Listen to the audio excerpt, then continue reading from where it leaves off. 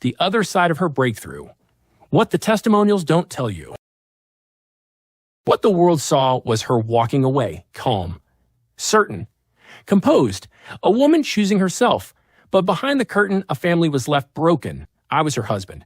Together for 25 years, we built a life, raised children, and committed to something larger than just individual desires. Her ideological leanings were already there, natural products, organic everything, pseudoscience dressed up as wellness, supplements, essential oils. For a long time, it was quirky, but harmless. Then came the echo chamber, a new job surrounded by like-minded voices. The entrance of integral leadership as an L&D program, NLP frameworks, and the self-help industry's rapid change dogma. That's when it all started to shift fast. She began speaking a new language, one that left no room for shared meaning. Everything became about growth, mindset, alignment. Old commitments, reframed as limitations. Family, a drag on her evolution. She changed with shocking speed and totality. This was not a subtle shift. This was a complete inversion of her values. She had once believed in the sanctity of marriage, had scorned those who cheated, had defended commitment with conviction. Then, seemingly overnight, she became someone capable of doing exactly what she used to condemn. With this new mindset came a new man, and the justification for betrayal was found in her newly adopted ideology.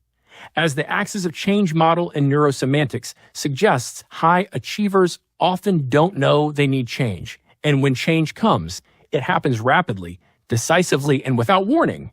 And while her story may look like self-discovery, the reality for those around her was emotional dislocation, confusion, and abandonment. I was no longer a partner. I became an obstacle to her becoming. In her own words, she believed in what she was now learning, integral leadership, but was not a devotee. The associated coaching came from the world of NLP. All her actions aligned with this ideology. It wasn't just the words she used. Though coaching language became part of her vocabulary, my truth, my integrity, the language of self-prioritization cloaked in virtue. What cut deeper were the actions. 1 minute warm and engaged, the next cold and withdrawn. After revealing her 7-week affair, she said she'd end it to work on our marriage. But I was left walking on eggshells, knowing one wrong word might be the end. In hindsight, it was already over. I had forgiven her, offered to work on it, and she didn't expect that. She was left flailing. What could she say to someone willing to stay? She tried using coaching tools on me, NLP language patterns, emotional tapping techniques, as though I were a broken client to be treated, not a grieving husband. She came into the room where I sat crying uncontrollably, our kids concerned, and tried to reframe my emotions, to coach me out of despair. But this wasn't a breakthrough moment. It was dehumanizing. Meanwhile, while I was struggling mentally under the sledgehammer I had been hit with, I sought out counseling. Ironically, as part of her workplace ended up being where the problem started. I found books on self-improvement to find out why I was shy. I am the ultimate introvert. I signed up to MindSpot and did their course. I bought into a coaching program on relationships and did all the modules until I realized it was full of spiritual BS. I put myself on a waiting list to see a psychologist. Finally getting one via telehealth. I ended up sharing all that I spoke to her about with my wife more fool me. When the end of those sessions came up, my wife miraculously found a new psychologist who she was going to use, but passed her on to me. My psychology sessions were about trying to understand. She wanted them to be about helping me move on. As you can see, I was a mess and was willing to jump through whatever hoops to try and fix and understand what was happening. But it wasn't me. I was just allowed to think it was. Then came the messages. WhatsApp chats I discovered that proved she was still in contact with him. That was the trigger for my overdose. Not just the betrayal, but the realization that everything I had been led to believe, her commitment to working on us, was a lie. Later, even he ended things, shaken by how quickly she leapt into something new. The future she had anchored herself to collapsed, and I was still standing there, wanting her, hurting, not able to switch off love like a tap. That moment began 9 long months of mixed messages, push and pull, half-hearted glimmer of hope and crushing rejections. That part doesn't make it into the success story. But it happened, every moment of it, before she had even left the family home. I reached a point where I tried to walk away. I walked away to catch a train and leave. She followed, stood in front of the train door, blocking it. She said I couldn't leave, that she still needed me, still loved me, and I believed her. In that moment, emotionally, I could see she meant it. Her eyes, her tone, it was real. But her mindset was fixed. The wheels were already in motion.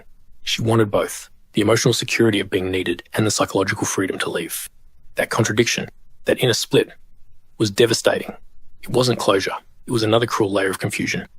And the echo chamber didn't just influence her ideas. It shaped her actions, right down to the contradictions that made the whole thing so psychologically brutal. During those 9 months of mixed messages, she would come over to the house, the family home, where I still lived, clinging to the hope that she might one day come back. She never bought a washing machine for her rental, so she'd bring her laundry. Sometimes she'd stay for a bit, watch TV with me. We'd sit close, like we used to. Our feet would touch. I'd look at her, she'd look back. And for a moment, she was her again. Not the ideologically possessed version, the real her, the one I loved. We'd end up in bed. It wasn't lust or recklessness. It was familiar, intimate, a glimpse of who we were. And then, just like that, she'd walk out the door and the wall would go back up. She'd be someone else again, cold, distant. I was left holding the memory of connection while she slipped back into a persona that treated me like a relic. This is what made it unbearable. The oscillation, the emotional bait and switch. One moment, connection. The next, indifference. I began to question the duality. How she could speak to me one way, full of intimacy and familiarity, then turn around and speak to her boss, her friend, her therapist in entirely different tones. I confronted her about it. Her response. That's just how I do things. I speak to people based on who they are. At the time, it sounded dismissive. In hindsight, it was classic NLP. Mirroring, matching, adapting personas to suit the audience. But what it also meant was that there was no fixed ground with her anymore. No shared center. She became whatever the moment demanded, and I was left trying to hold on to someone who had become fluid, performative, and unreachable. The echo chamber didn't just fuel her disconnection. It gave her a narrative to rationalize it all. To pretend like the back and forth was clarity, like she was centered, and I was the chaos. But the truth was, the coaching world gave her the words and the worldview to excuse every contradiction. And I was left drowning in the whiplash, so yes, everything about me now was chaos. And I didn't just live it, I had to overhear much of it. The things said about me to others, her boss, her new best friend, also a coach who told her she was doing all this to be the best you can be and to bring out the goddess within. Her kinesiologist, friend, once also a coach who she leaned on for 2 therapy sessions that gave away details she didn't share directly with me. That's how I learned the man she had the affair with had ended things. That's how I heard her describe him in a way that made it all the more disorienting. After one night of drinks with him, she came home with a mindset of, yeah, I'll have more of that. That hit hard. She'd had countless work drinks over the years and never cheated. But this new job, this echo chamber, created something else entirely. A space where emotional boundaries dissolved and outside voices took on disproportionate influence. Her new best friend, a coach, quickly became a constant presence. And as you might expect from someone who celebrates the goddess within, it didn't take long before she was encouraging my ex to dive deeper into the spiritual performance fantasy. At her urging, she signed up for Gabby Bernstein's 21-day manifesting challenge. Because of course, when your family's in ruins, the solution is to manifest wealth and clarity. These weren't just friends. These were ideological amplifiers. Women who validated her every move, reframed destruction as destiny, and fed the idea that the real issue wasn't what she did, but what was holding her back from becoming more. I wasn't just being left. I was being deconstructed in conversation, a problem to be solved, an anchor to be released. And she had an audience cheering her on. In the world of narcissism, these people would be called flying monkeys. Eventually, all the mixed messages wore me down completely. The moments I spent with her, watching TV, sharing a meal, having sex, they created a false sense of hope. But hope in the wrong hands becomes a weapon. Over time, I lost myself. I didn't know who I was anymore or where I was going. My depression was set in stone. I had started documenting everything. At the start to manage myself, but I saw I needed to document every conversation, every contradiction. My journal became my lifeline, and also the foundation for every psychologist session I attended fortnightly. It was the only way I could make sense of the madness It helped create clarity with my psychologist in understanding how my fortnight had gone. But as the months wore on, even social contact became impossible. How could I tell someone I was doing okay when I just had sex with a woman who'd left me? Should I say I felt hopeful because we watched a movie together last night? Or do I hide that from others, just like I was hiding it from myself? I developed agoraphobia. This made me retreat into my new world, a world that was made up of 4 walls, 4 MX5M. My bedroom became my safe space. My son still lived in the house and I barely saw or spoke to him. I went to work where I struggled emotionally, but thanks to a great boss, it became my other safe space. I was protecting her. That's what it came down to. She didn't want anyone to know she had had an affair. Not the kids. Not her family. Not mine. Not our friends. As far as she was concerned, it was no one's business. And so I carried that secret, that weight, alone, protecting her image, protecting her narrative, while mine was collapsing. I couldn't stop thinking, what must people assume? I was the stay-at-home parent. Maybe they thought I failed her, that I didn't pull my weight. Was he out drinking every night, gambling her wages away, that I deserved to be left? She kept her image clean while mine decayed in silence. The only people who knew the full truth were her new BFF, her kinesiologist friend, and maybe her coach. I saw a WhatsApp message showing she'd moved her coaching session forward during the time she was still secretly talking to her affair partner. If not my marriage, what else would that session be about? Her boss didn't know of the affair. I asked her if she had told her, and of course she wouldn't have. How can you get personal support on a marriage breakup when you were the one to cause it? Her MD proclaimed our failed marriage was a great testament to the L&D program and how it can work in a workplace and personal sense. But he didn't know of the affair. Weekly work-from-home meetings, open plan living, loud voices through headphones. I heard enough to know the details of my marriage were on display in professional spaces where I was not only absent, but unrecognized as a person. My marriage was being dissected by strangers. They all got to know how it ended, long before I fully understood it myself. Women who validated her every move, reframed destruction as destiny, and fed the idea that the real issue wasn't what she did, but what was holding her back from becoming more. I wasn't just being left, I was being deconstructed in conversation, a problem to be solved, an anchor to be released, and she had an audience cheering her on, a place where every personal upheaval could be rebranded as empowerment, where boundaries became optional and betrayal became evolution. And when I unraveled under the weight of it all, when I could barely function, when our kids watched me drift through the house like a ghost, shaking, crying uncontrollably, talking to myself. When I took an overdose and was found by our 16-year-old son, none of that registered in her version of events. When I nearly drove into a power pole and our children had to plead with me on the phone to come home, that was just a footnote in her journey to higher consciousness. A situation that occurred after overhearing her converse with her boss about how the MD, who brought the L&D program to the company, was pleased that our marriage had failed as it was proof of the success of the L&D program's use at home and the workplace. She met someone else, then another. 2 new relationships in the space of 12 months.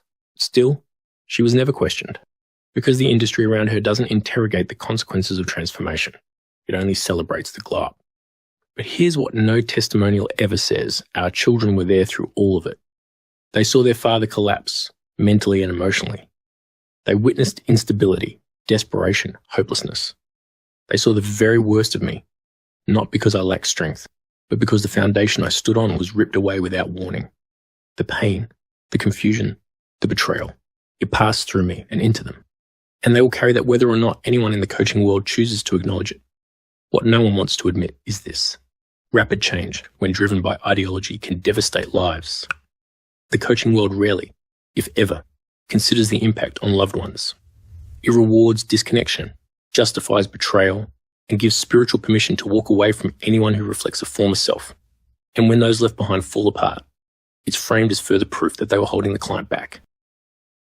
I'm not telling this story to attack. I'm telling it because people need to understand what this kind of unchecked, unrelational growth does to families, to children, to those who weren't consulted before their entire world changed overnight.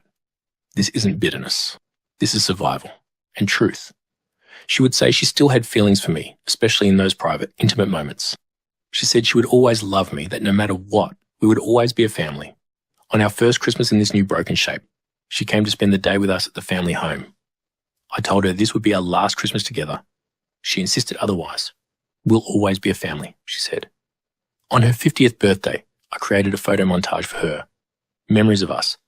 Our kids, our life. She spent the day with her new BFF, not her children.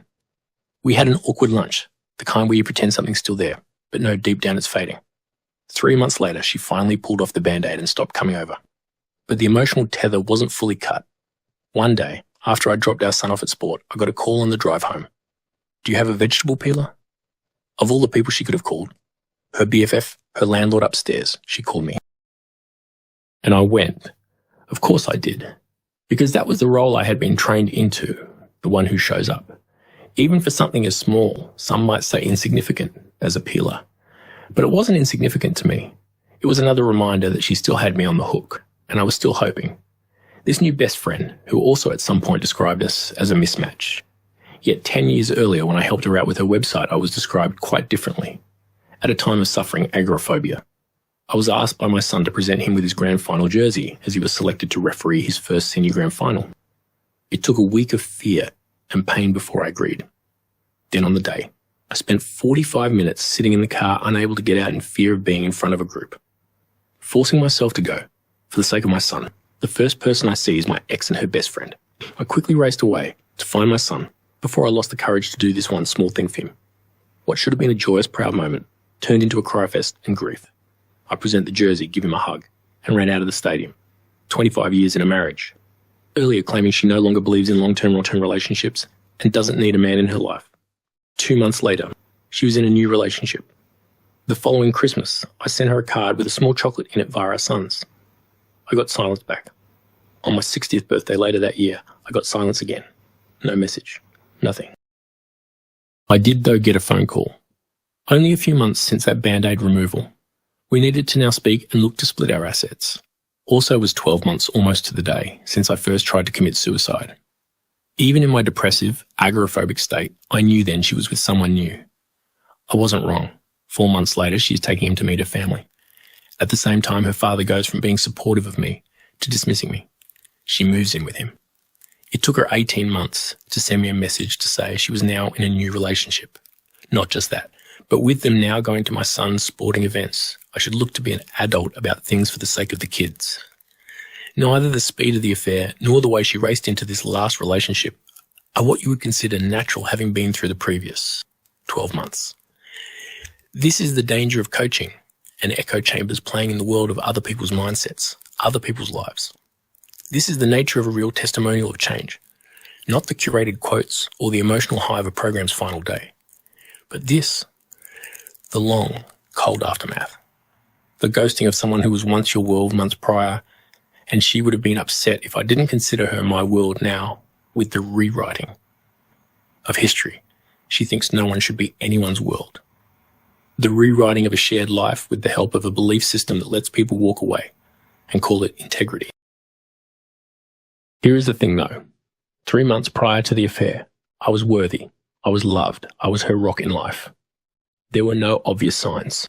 When I shared the truth with her boss, she merely changed her status to retired with no acknowledgement. Her affair partner denied an affair after becoming a connection on LinkedIn, an affair she told me about. When I shared all I knew of him and what happened, blocked and hidden. Her MD now works for the coaching company. Her best friend gone into hiding. Her coach didn't like me asking a question of his breaking down the greenhouse to let the oak tree grow analogy. Blocked. For me, almost 3 years of my life lost in trying to understand what had just happened. 3 years now of psychology help in the process. Life isn't just a mindset change. This is the side of the story you never see in the testimonial. This is what coaching won't tell you, and someone needs to.